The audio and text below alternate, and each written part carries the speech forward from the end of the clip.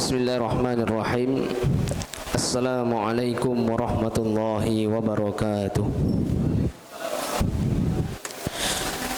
Alhamdulillahi rabbil alamin. Wa bihi nasta'inu ala umuri dunya waddin. Ashhadu an la ilaha illallah wahdahu la syarika lah. Wa ashhadu anna Muhammadan abduhu wa rasuluhu alladzi la nabiyya wa la rasula ba'dah. Ikhwatal iman kaum muslimin, bapak-bapak, ibu-ibu yang dirahmati oleh Allah Ta'ala, alhamdulillah segala puji hanya milik Allah, yang mana pada kesempatan sore menjelang berbuka ini kita masih diberikan kesempatan oleh Allah Subhanahu wa taala untuk bisa berkumpul di rumah Allah yang mulia ini.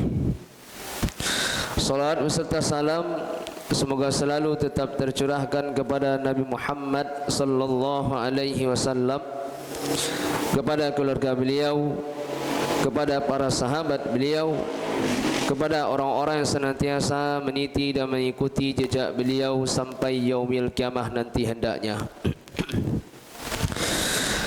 Ikhwatal iman kaum muslimin, bapak-bapak, ibu-ibu yang dirahmati oleh Allah Ta'ala, pada kesempatan sore menjelang berbuka ini kita akan menjelaskan tentang sunnah-sunnah puasa dan adab-adabnya, yang mana sebelumnya kita sudah menjelaskan 3 sunnah puasa dan adab-adabnya. Masih ingat Pak Bu? Apa sunnah-sunnah puasa yang sudah kita jelaskan? Makan sahur, mengakhirkan sahur, membaca Al-Quran ya. Ini yang sudah kita jelaskan di malam-malam ceramah Ramadan. Sekarang kita tuntaskan insyaAllah dengan ringkas. Kita masuk ke sunnah atau adab yang keempat, yaitu ta'jilul iftar. Apa itu ta'jilul iftar? Menyegerakan berbuka. Di antara sunnah puasa yaitu kita menyegerakan berbuka. Menyegerakan berbuka di sini maksudnya Bapak Ibu sekalian bukan berbuka sebelum waktunya. Yang dimaksud dengan menyegerakan berbuka di sini, ketika waktu berbuka sudah datang maka kita segera berbuka. Jangan ditunda-tunda. Kenapa? Karena menunda-nunda berbuka ini termasuk syiarnya orang-orang Syiah ya. Disebutkan dalam kitab Bahjatun Nadhirin ya, Syarah Riyadhus Shalihin, disebutkan di antara sifat orang Syiah yaitu mereka itu menunda-nunda berbuka sampai bintang kelihatan. Kalaulah nampak bintang berartilah malam tunda tu Pak Bu ya.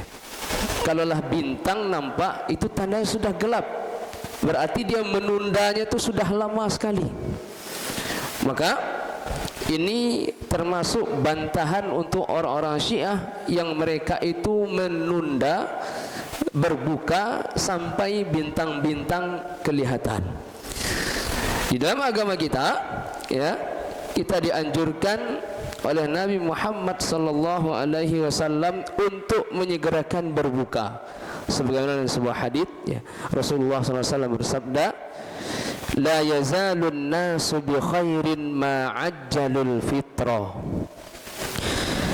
Senantiasa ya, manusia itu senantiasa berada di dalam kebaikan, di atas kebaikan selama mereka menyegerakan berbuka. Sekalipun di tangan kita tidak ada air minum, tidak ada makanan, segera batalkan puasa kita. Bagaimana cara membatalkannya? Dengan niat ya. Kita berniat batalkan puasa kita dengan segera, karena ini termasuk sunnah puasa. Kalau kita segerakan, kita berpahala di sini.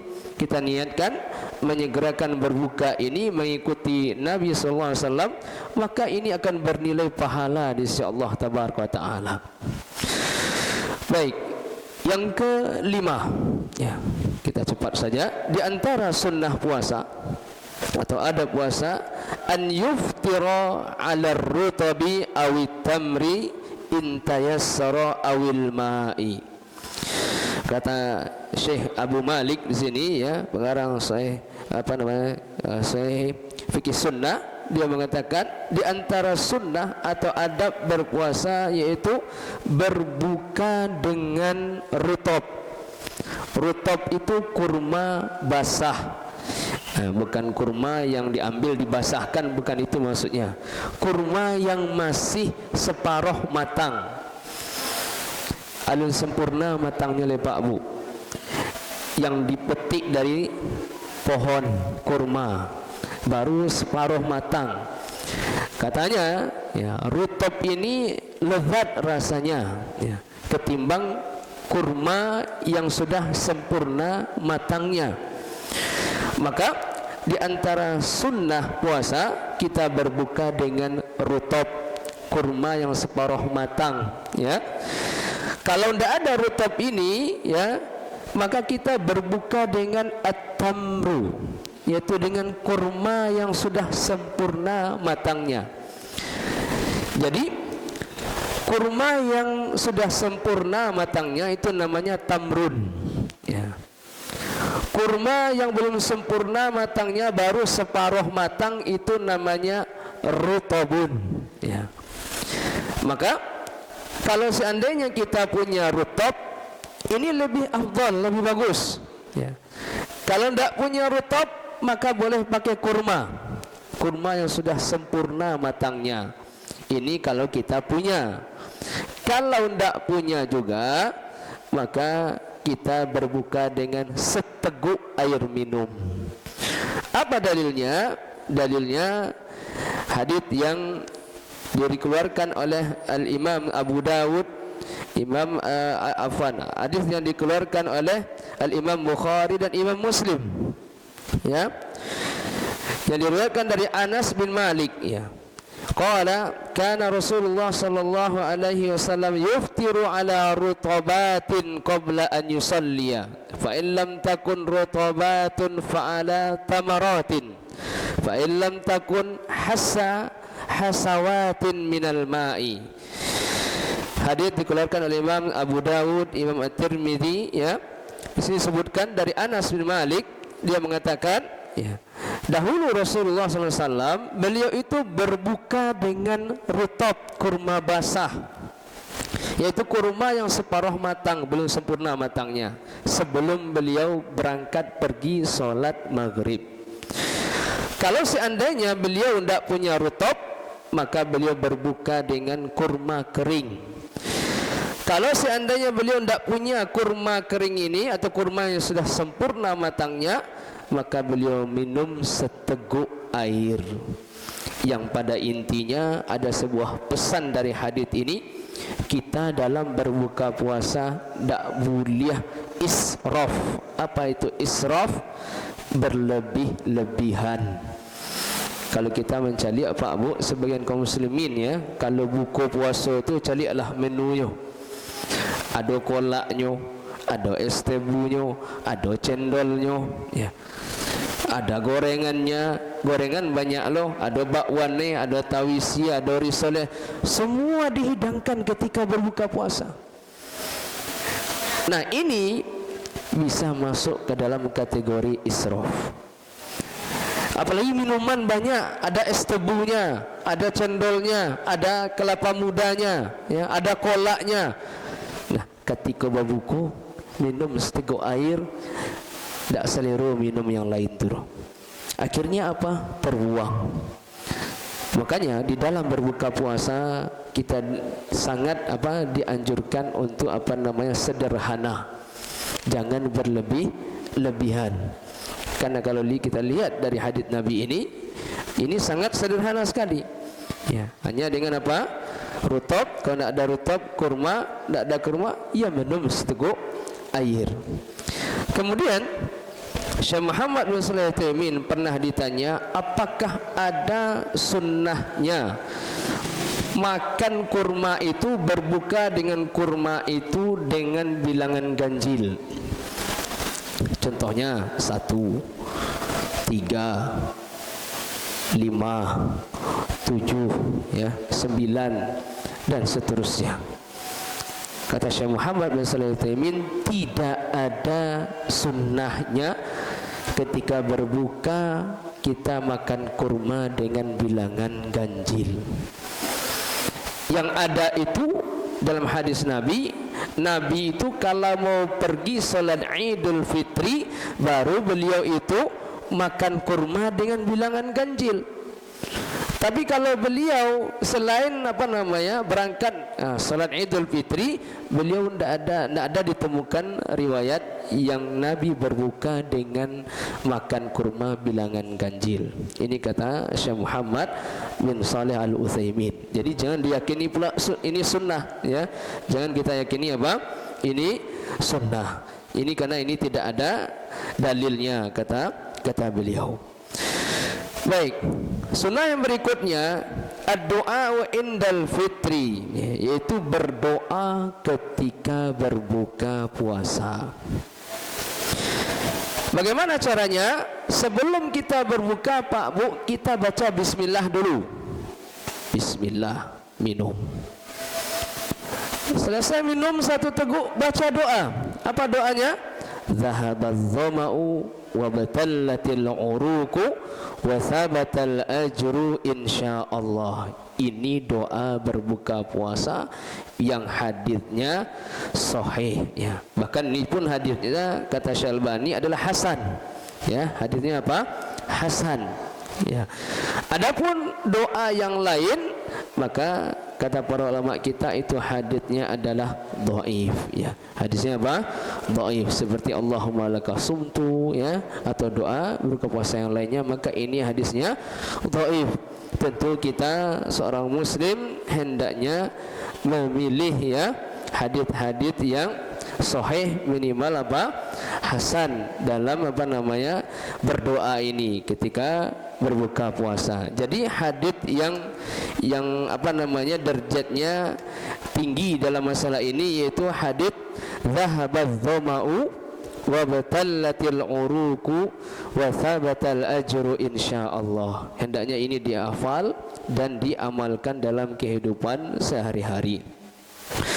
Kemudian, ya, kita ambil, ya, yang terakhir ini, ya, yaitu al-jaudu. Di antara sunnah dan adab berpuasa yaitu adalah dermawan, suka memberi, ya, suka menyantuni.